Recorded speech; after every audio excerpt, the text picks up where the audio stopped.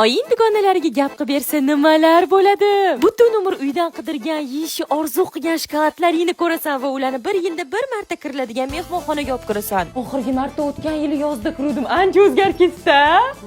Madonna deb maqtanadigan idishlari shu bo'lsa kerak-a?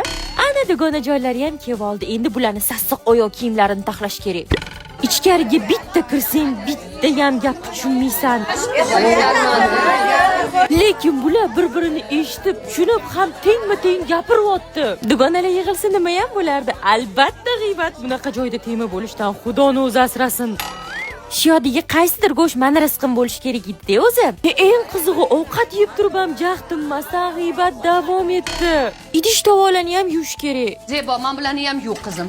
Nima banam po'chog'i? O'z dasturxonda yegim kelgan bitta banam bordi, shuni ham yeb tashlashibdi. Bugun ishlab kiyimlaring dabdala bo'ladigan kun. Aytgancha, bavi bor-ku. Rangi bo'g'ilgan oq kiyimlarni bir-biriga rangi o'tib ketgan kiyimlarni dog' tekkan yoki bo'yin qo'ltiq osti sarg'aygan kiyimlarni chaqaloqlarning kiyimlarini zo'r tozalaydi. Hammasiga bitta vosita, zararsiz, o'tkir hidsiz, eng muhimi mutlaqo xlorsiz. Ana top-toza bo'ldi. Urra, ketishdi. Endi mehmonxonaga hujumga degan chog'imda oyim bitta dugonasi bilan qaytib keldi-yu. Uni yeb ichguncha men gilamni gulini o'ynab tura qolaman. Chunki u paytda telefon bo'lmagan. Ye ketishdi. Endi yeb ichar. Nima esa bo'ladi? Qotib qolgan pryanik, arzon vafli, pechey qand, stolni to'ldirishga qo'yilgandek bu shokolad g'ishtan qilinganmi? Nima balo?